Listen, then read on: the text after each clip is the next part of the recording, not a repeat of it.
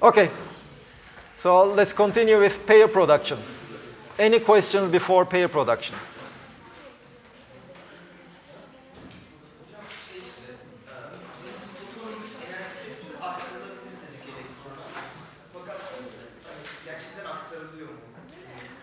Well, let's see.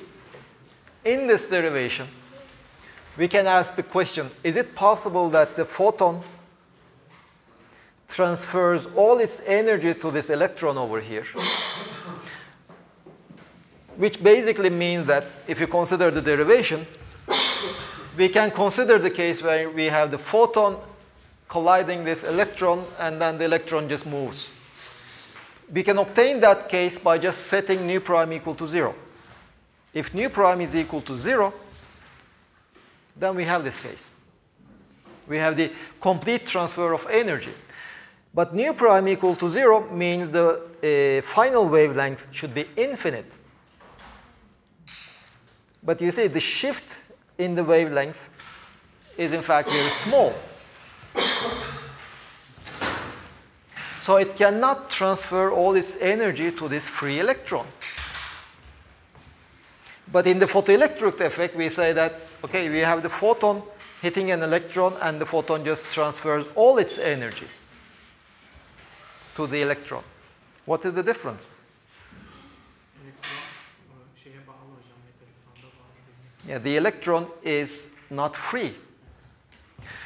You see, a measure of how free an electron inside your material is, you can just think of it as the binding energy. Or we had already seen some cases in the metals, we have the work function. Work function is a measure of how strongly the electron is bound. If the work function is very, very large, then the electron is tightly bound, you cannot easily liberate it. If the work function is small, then you can easily separate the electron. So it's not so strongly bound. The typical work function is of the order of electron volts. So in fact, if you have an electron, a photon whose energy is of the order of electron volts, then for that photon, the electron is not free. So you cannot ignore the binding energy of the electron, so the electron is not free. Then it can transfer all its energy. So that's why at low energies we have the photoelectric effect dominantly. But if the energy of the photon is, let's say, 10,000 electron volts, well, the binding energy of the electron is just a few electron volts. You can ignore it. But if you ignore it, it means the electron is almost free. A free electron cannot absorb the energy of, all the energy of the photon. So at high energies, since you can just ignore these binding effects, the photoelectric effect is not so probable, because it requires the electron to be bound. But the Compton effect is more probable. So essentially, that is why the probability of photoelectric effect at larger energies, it becomes very small. Because the electron, you can treat it as almost free, and the free electron cannot absorb all the energy of the photon. So at high energies, it is the Compton scattering that is more probable.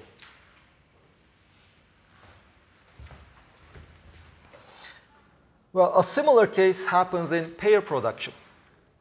Now, the idea of pair production is initially you have a photon, h nu, and at a given instant, it can just create two masses.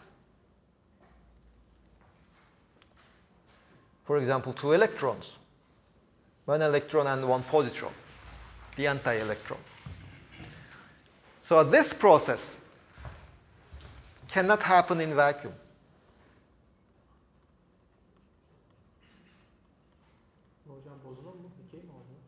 Yes. So initially you have a single photon, and finally, at a given instant, you have two massive objects. The electron and the positron. Positron is what we call the antiparticle of the electron. It has almost exactly the same properties, but the opposite charge. So that for example, the electric charge is conserved in this process.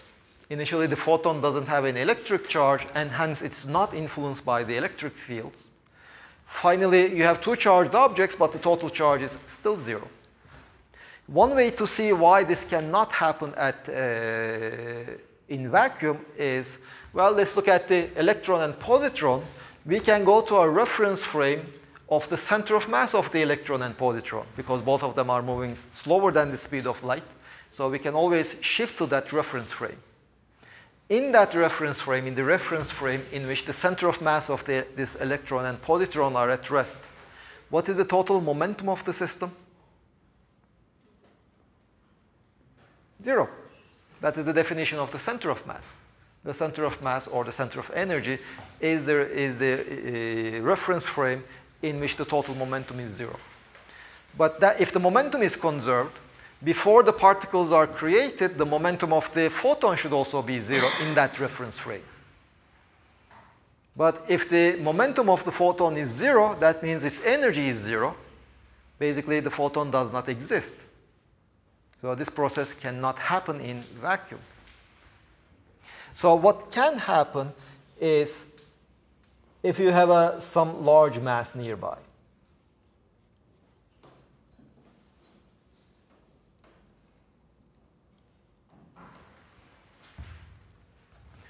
Well, why a large mass? Well, let's see. To create this, the electron and the positron pair, the energy of the photon should be larger than twice their rest mass energy. Well, the electron and the positron, they have the same mass, and hence they have the same rest mass energy. Both of them have the twice the mass times c squared rest mass energy. Plus, of course, the final state has we have the rest mass energy plus their kinetic energy, if any. But definitely, the initial energy should be larger than the rest mass energy. Otherwise, this process will not happen. Now, let's see. Suppose we have a photon whose energy is larger than this much. But still, keep in mind, here we have a large mass. Just a single proton weighs 2,000 times more than a single electron. So here we have a large atom which will have many protons and neutrons. So although the energy of the photon will be large compared to the electron rest mass, its energy will be small compared to the rest mass energy of this large mass. So whatever energy is transferred during this process, will be small compared to its rest mass, the rest mass energy of this. Well, the long story short, what will happen is during this scattering, we need some momentum to be transferred to here, but the energy transferred will be much smaller than the rest mass energy of this particle, so this particle will be non-relativistic at the end of the day. So if we write the energy conservation, we still have two conservations. We have the momentum of the initial momentum of the photon should be equal to the final momentum of the electron plus the momentum of the positron. This is one conservation because the large mass, I'm assuming it is at rest. Oh, sorry, plus, let me add the moment. Initially it is at rest, finally it will not be at rest. This is the large mass. If we write the energy conservation, h nu, should be equal to the energy of the electron plus the energy of the positron, the total energy, plus the momentum of the large mass squared divided by 2m. Well, of course, you can have pair production even for photons which have a much, much higher energy, but at least for the sake of argument, let's just look at photons whose energy is enough to pair create, but whose energy is smaller than the rest mass energy of this large mass, so that this will be non-relativistic, and I can use that approximation.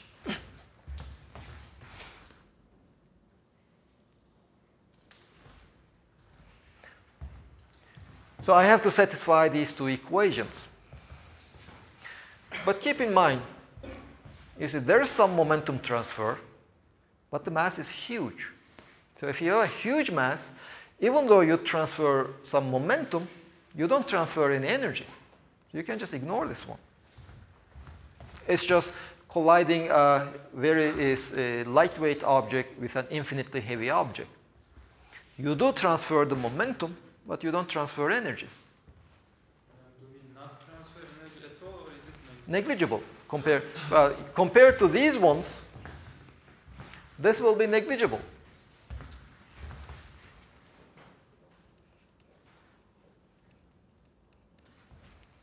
Well, if we don't have that large mass, we don't have these two terms, but we cannot satisfy both of those equations. One way to see was just to go to the center of mass of the electron-positron. If we have that large mass, well, this term will still be negligible. We can ignore it, but this term is there. Some of the momentum will be carried away by that huge mass. So we can conserve these, we can satisfy both of these equations at the same time, and hence we have the pair creation. And since h nu will be now equal to the energy of the electron plus the energy of the positron, energy of the electron is larger than its rest mass. Energy of the positron will be again larger than its rest mass. So h nu, even in the presence of this huge mass, h nu should be larger than twice MEC squared. So if this condition is satisfied, then we can have pair creation. And what is pair creation? Well, basically, from a massless object, if its energy is enough, you create, in this case at least, two massive objects. So there was this question, is mass conserved in special relativity? Well, if you are asking whether the mass defined as the sum of the masses of the parts making your system, it's not conserved. Initially, the sum of the masses was 0. Finally, the sum of the masses is just twice the mass of the electron. Is energy conserved? Yes. And also keep in mind that we can still define a concept of the mass of a given system. Now, the mass need not be a property of a single particle. It can be the property of a combined object, like we gave the example of the proton. If you just sum the masses of the quarks making the proton, the number you obtain is just a few percent of the total mass of the proton. The rest, no, I mean, this few percent is due to the Higgs field. The rest is the kinetic energies, the potential energies of the quarks, etc. So even for a system, this will be always satisfied. The energy squared of the system minus the momentum times c squared of the momentum of the system times c squared, this will be always equal to m squared c to the 4. E is the total energy of the system. P is the total momentum. And m is the mass.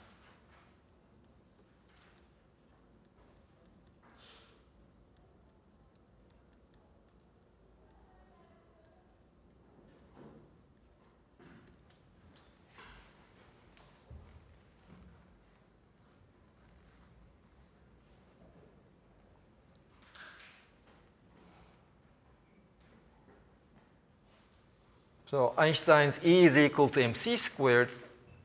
You can interpret it as mass equals to energy, but also energy is equal to mass. This is an example where we have the conversion of energy. You see, the photon doesn't have any rest mass. In a sense, it's pure energy, let's say. We have the conversion of the energy of the photon to the mass energies of the final state particles, the electrons and positrons in this case.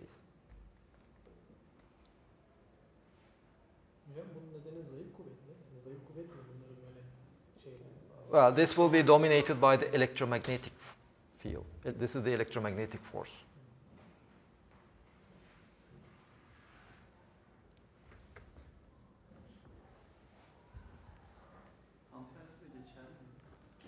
Good question. Pair annihilation.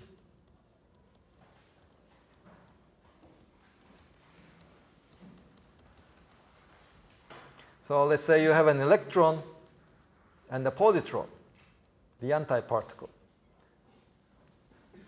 If they collide, well, let's see, is it possible to have a single photon?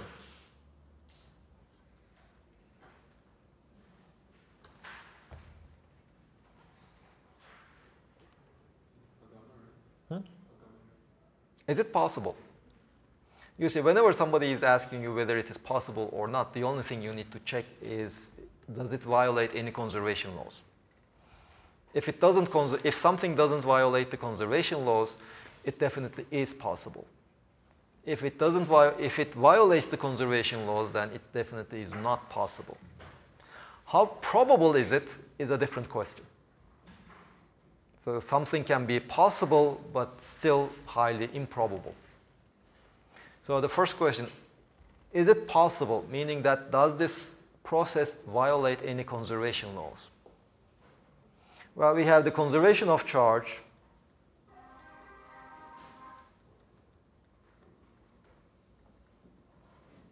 Does it violate the conservation of charge? No. Conservation of energy momentum.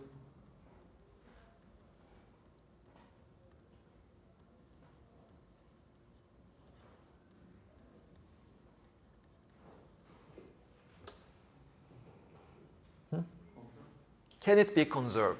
Again, let's just go to this special reference frame in which the electron, we go to the center of mass frame of the electron and positron. What is the initial momentum? 0. So the final momentum should also be 0. So if electron positron, they just collide head-on, that is what will happen in the center of mass, the final momentum should be 0. The momentum of the photon should be 0. But if the momentum of a single photon is 0, its energy is also 0.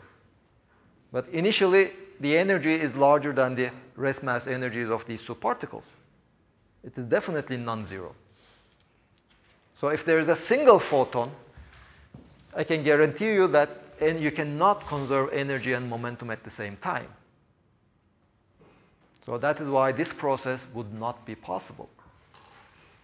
But let's again go to that reference frame. We have the energy, the two particles, electron and positron, they collide head-on. So the initial momentum is 0. The final momentum should also be 0, but the momentum of any photon should not be 0.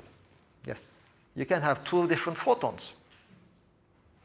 If you have two photons, their total momentum can still be 0, but their energy need not be 0. So you can conserve energy and momentum at the same time. So pair annihilation happens. So this cannot happen. So in pair annihilation, you get the two electron and positrons. And afterwards, you get two photons.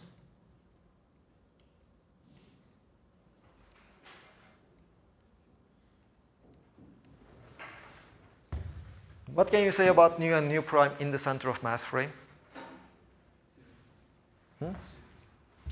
If nu is 0, then it means the photon doesn't have any energy and it doesn't have any momentum.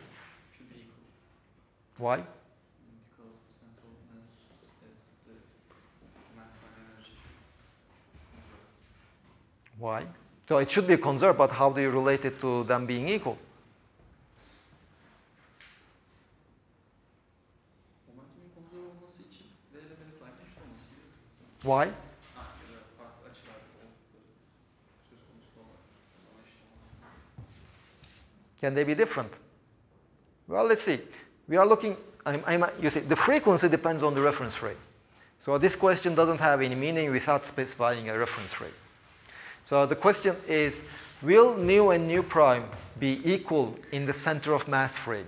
Meaning that we are in such a reference frame that the center of mass of the electron and positron is at rest. So initial momentum is 0. So the electron and positron, they come and collide.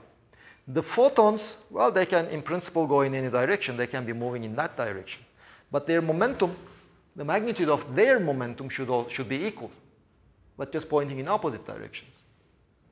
But the momentum of the photon is proportional to its frequency.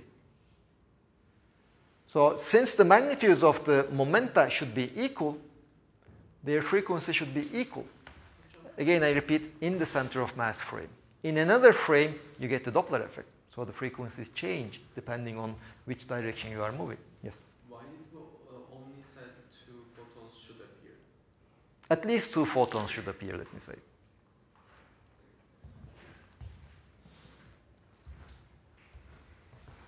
We can have more photons. But the probability will be negligible. The most probable one will be having 2 photons.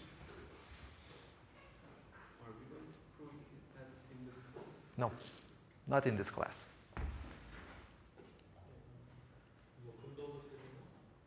This one, sure. You see, no law is violated. You see, that process can happen in medium if you have a large nuclei.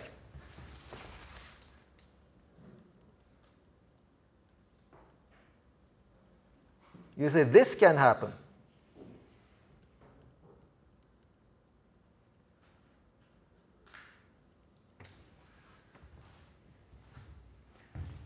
Well, there's a heavy object.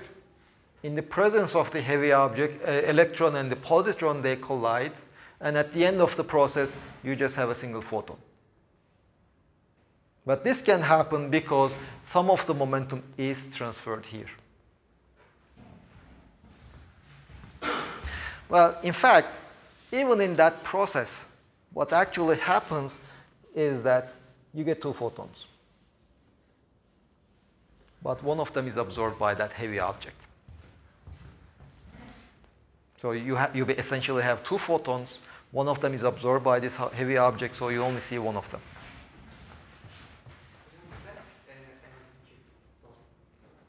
And this one, because of energy and momentum conservation. If you have a single photon, you cannot conserve energy and momentum.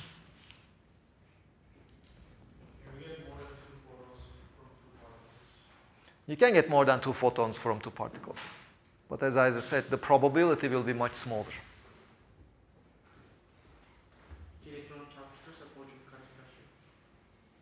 Yes. Well, this is what's happening over here. You have 2 electrons. Go to the center of mass frame. Then in the center of mass frame, they're just colliding head-on. 2 electrons, you mean? Oh, sorry. Here we have the electron and the positron. If you just collide 2 electrons, they will just scatter off. You can't get additional photons, though.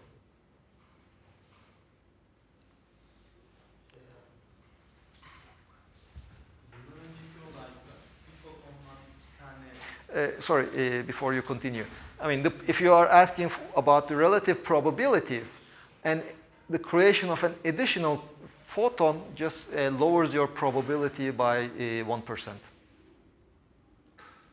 If you have the probability of having 1 more photon is just 0.01 times the probability of not having that additional photon.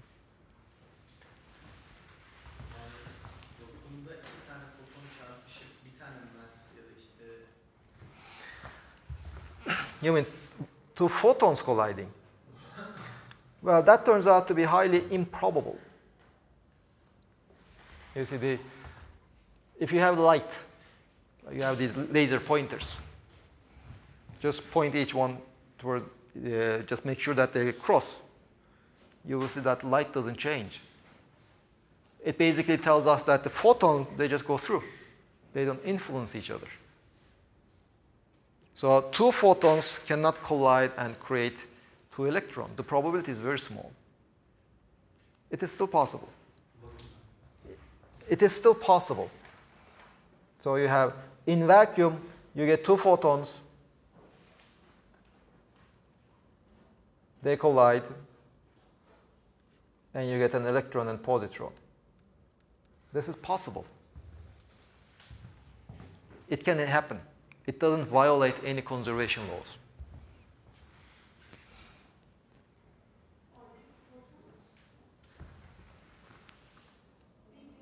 We can So we have two photons. They can collide, create an electron-positron pair.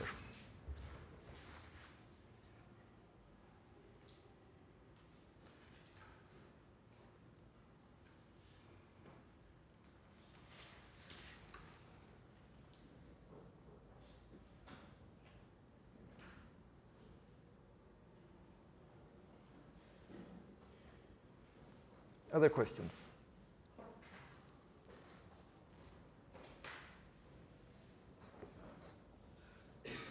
What's special with vacuum?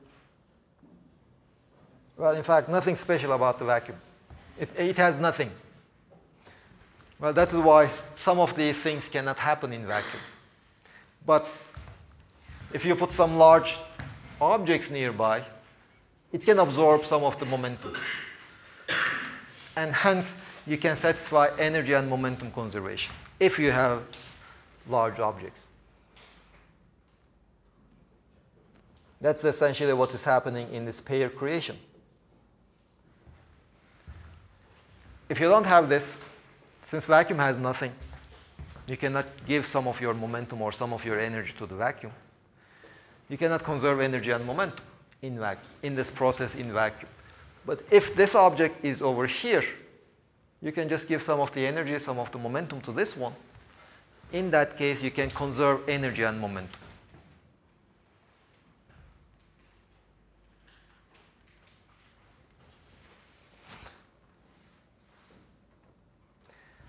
Now, let me add here the pair production. Now, the Compton scattering is not probable at low energies. It becomes more probable at higher energies. But still, at even higher energies, it becomes less probable. But then you have the pair production.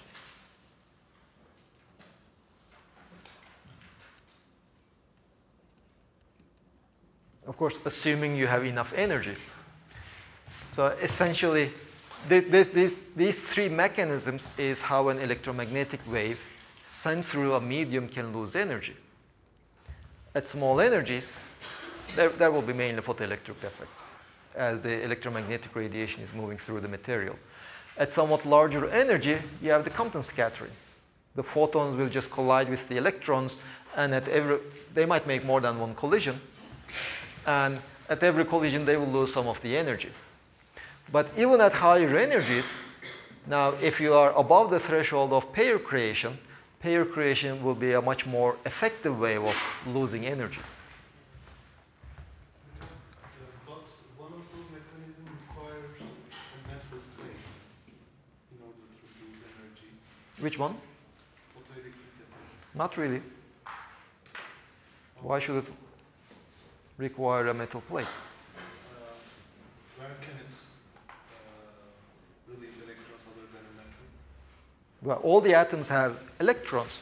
Given enough energy, those electrons will start escaping. But we talked about the surface electron, free electrons and the electrons of atoms. And a material needs to be conductive in order to have free electrons, isn't it? But you see, what we also said that those are required in order to be able to measure it. You see, if you have enough electrons, enough energy, okay, if I have enough energy, I can tear pieces from this book. Just like that, if you have enough energy, you can just rip electrons from your material. It is an easy to measure phenomena, but even if it's not a conductor, if you send electromagnetic radiation, you will be ripping of electrons. Nothing prevents that. But of course, the energy required for that will be more than a couple of electron volts. In the case of the photoelectric, in the case of the metals, one thing is, since it will be creating a current, it's easier to measure the current. So we will be seeing the photoelectrons. And secondly, since you are just closing the circuit, even if the metal loses electrons, it will remain more or less neutral. So it will not attract it back. So that's another thing, another factor that you have to take into account. But whatever the material is, you can always have this photoelectric effect.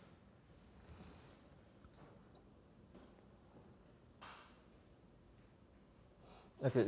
At low energies, you have the photoelectric effect mainly, meaning that the photon loses all its energy. It hits the electrons, transfers all its energy to the electrons in the system. I mean, the electrons need not go out, by the way. It just absorbs all the energy. What I mean by losing the photon losing energy through photoelectric effect is mainly the electron absorbs all the energy. At even higher energies, the photon just transfers some of its energy, not all of it. But at even higher energies, the photon will create pairs. It will be the most efficient means of losing the energy of the photon.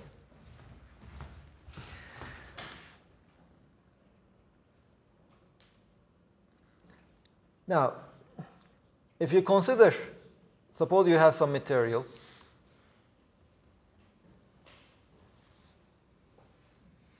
you send photons with a given intensity.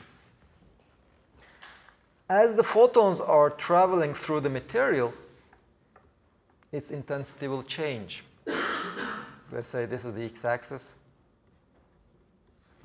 You see, in the photon picture, the intensity is just proportional to the number of the photons multiplied by their energies.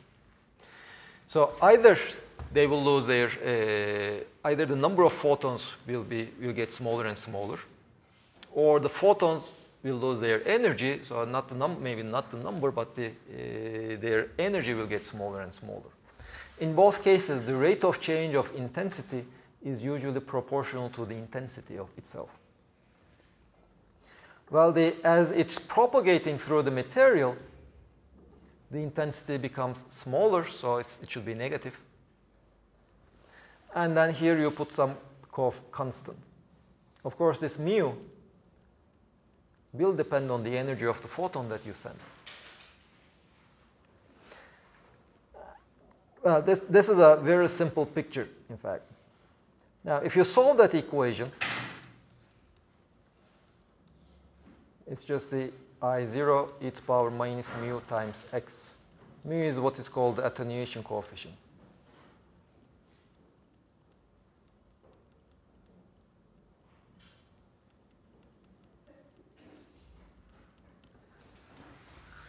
This is a very simple picture.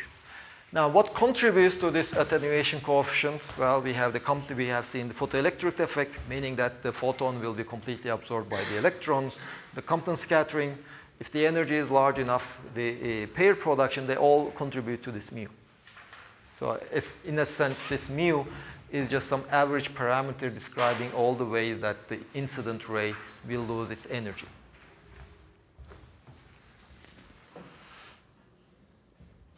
And in fact, this is how you can take X-rays. Mu depends also on the properties of the material. You see, what happens in the X-rays if you had your arm broken, for example, you go to the X-ray machine, they send some X-rays through your body, and different parts of your body, the bones and the flesh, they just absorb energy differently. The bone absorbs energy more than the flesh.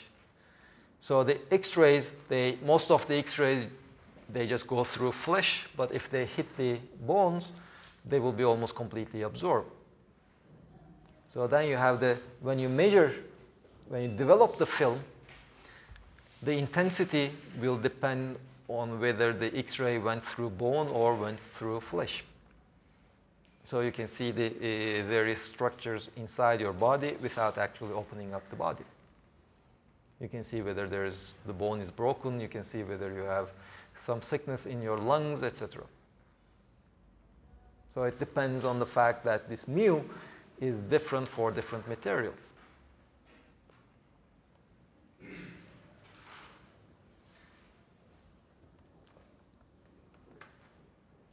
Any questions?